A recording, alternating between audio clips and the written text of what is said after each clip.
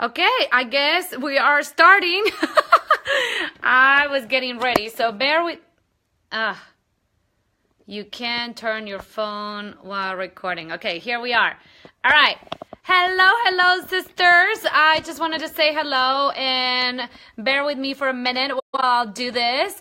I'm really enjoying having these conversations about money for many different reasons. Where are we here? Okay, thank you for the patience. For many different reasons. Again, I've been on calls nonstop, and I just continue to, like, this piece of money.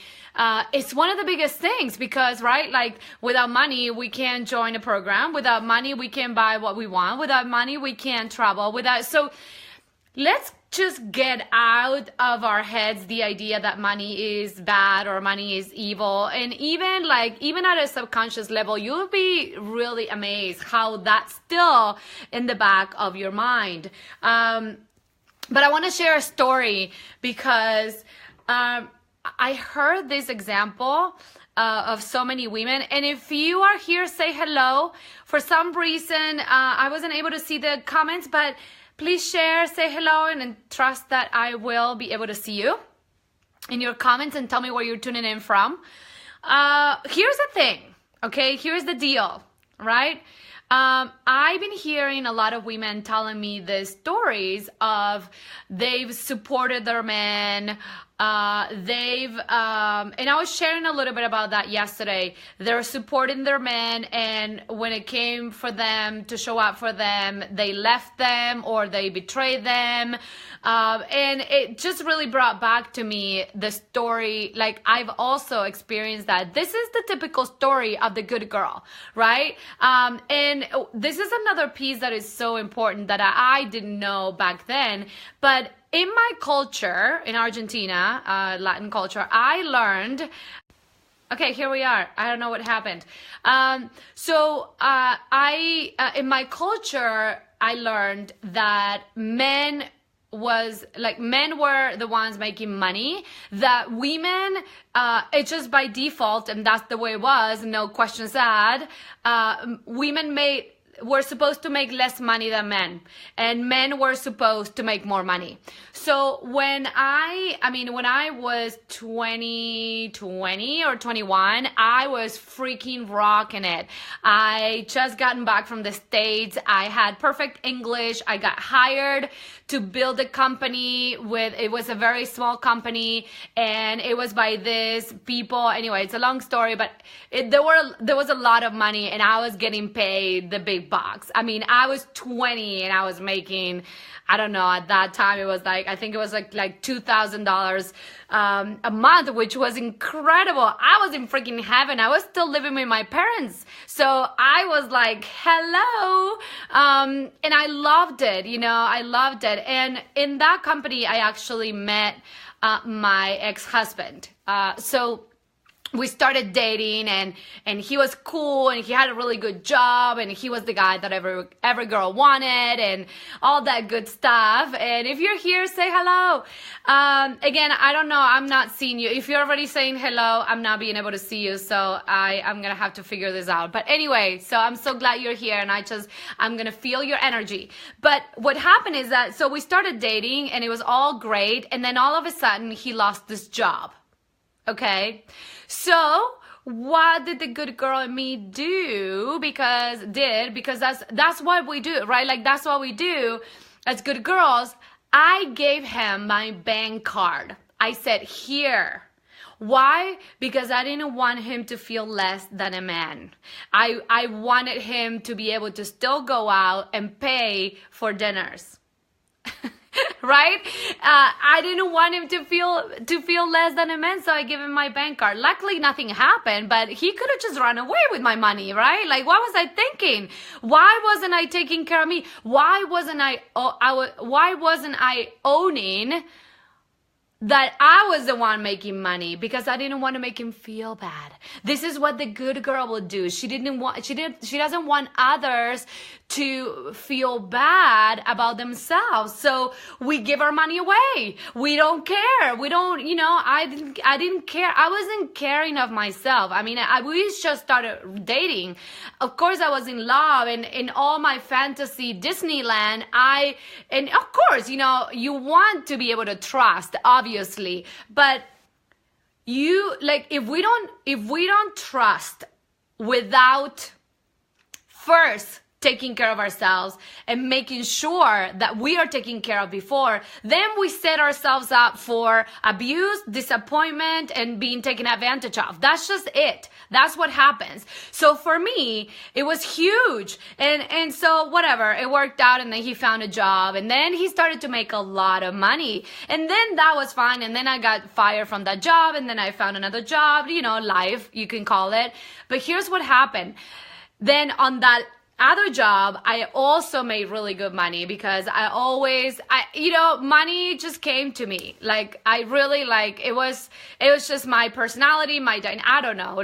I always love money, honestly, and it just came to me when I was younger, especially. And then I deny myself. And that's what I want to talk to you about, because we underestimate our power to make money, and we are the ones that cut ourselves off from making money. It's not that there's not enough money. It's not that money is not there for us. It's that we have that power. We are that powerful to cut ourselves from making money. So now, fast forward, I'm in this job, and one day I walked into the office, and I'm like, the guy, my boss was waiting at the HR office, and the HR woman was waiting for me at my desk. She walked me to anyway, long story short, I got fired. Eventually, I found out that I got fired for being too happy, for laughing. It was just hysterical, but I was just fired and on the spot. No warnings. And of course, they pay me a severance package, which of course, but still, and it was pretty good money. But that was my breaking point. That was when my wild woman said, enough. I am not going to keep doing this.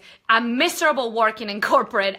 It wasn't me. So, obviously I was trying to make it better, and obviously it didn't work out. I was trying to be happy and lighten up, because it was just so dense, and I've always been so empathetic that I always felt everything so deeply that I'm like, I'm done. I can't do this. And the universe took care of it for me. However, when I got home that night, to now my husband, so he and I got married. Now my husband, what he did was he blamed me. He said, how could you? How could you do this? And I'm like, who the hell are you? My wild woman was on fire, and actually it wasn't just my wild woman. My bitch came out a little bit, obviously. I'm like, I gave you my bank card. Of course, he didn't ask me. I did it, right? So how could I throw it in his face? But here's the thing. I felt so betrayed. And what happened after that, I said to him, I don't care what you say. I am not going back to corporate, and I'm going to figure this out. Now, I have a severance package that would give me, I'm not dumb. I knew that I had a certain amount of time that I could kind of play, and then I'll figure something out if it didn't work. But I wanted to go for my desire. That was my first entrepreneurial project. So I said to him, I am going to, it was this interior design and refurbishing furniture that I love doing, and so creative, and it was so me. It was so much more enjoyable than working in freaking corporate. That was more me. That was more my feminine. And what happened is that he left. 3 months into that, I was trying to figure out, I was even published in a magazine. So things were moving and changing. Of course, it takes time. I was reading these entrepreneurial books for women and all. I was joining groups. It was just really fun. This was still in Buenos Aires, in Argentina. He left me. He woke up one day and left. I mean, talk about the biggest betrayal. He couldn't take it. He couldn't take me not making money. He was making thousands at that time. Right? So that was a huge wake-up call in many levels. But now that I look back, and this is why I wanted to share this story, now that I look back, I'm like, wow, right, I didn't take care of myself the first time, and then I felt betrayed. And I could have got, and I did, because my victim came full out. I went down the road of nobody loves me, and it put me right into like what happened after that. Is that I moved on my own. We ended up selling the apartment, which I didn't get a lot of money from it anyway, because we owed money in the house. That was an apartment that we bought, so we had to pay for the mortgage. So it's not like I got tons of money, but I moved to this little tiny apartment and I made it my own sanctuary. And then I went to India and I said, you know what? I hate money. I deny myself from making money, and I started to, I promised myself that I wasn't going back to corporate. So I went to India for a month, and then I came back and I said, all right, I'm gonna get another job. But inside, I felt like I was sort of betraying myself. You know what I mean? Like I deny myself from making money because I made money the source of our divorce. I made money the source of, because I chose myself and I'm not making the money that you want me to make. You leave me? What? Right? So I'm going to share more. That's why I said part one, because I want you to digest this. I want you to feel, and I love to hear your comments if you've ever been in a situation like that. And if you identified and what's bringing up for you, because what I want you to know is that I am definitely, I am sharing with all of you a program that it's amazing. The Wild Woman program that it's just going to rock your world. And I'm hearing that women don't have money, but I want to invite you to consider that you might be stopping yourself from making money. And I want you to really trust that money is there. But if you deny yourself from making money, the money's not going to show up for you to do the things that you want. Money comes when there's a purpose for it. Money comes when you trust yourself and don't make money the source of anything but a source of connecting you to your highest and deepest self. The source of your joy, the source of the means to get deeper into knowing yourself and and really bringing the best out of you.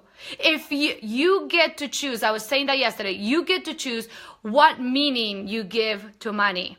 So I really love to hear your comments. I really love to know where you're on this journey. And I really want you to I really want you to embody that it is your right as a woman to have money.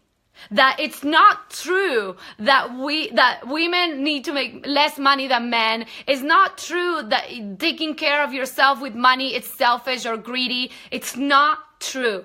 It's true that you're here, that money, it's a divine tool for you to operate in this physical reality, in this human experience.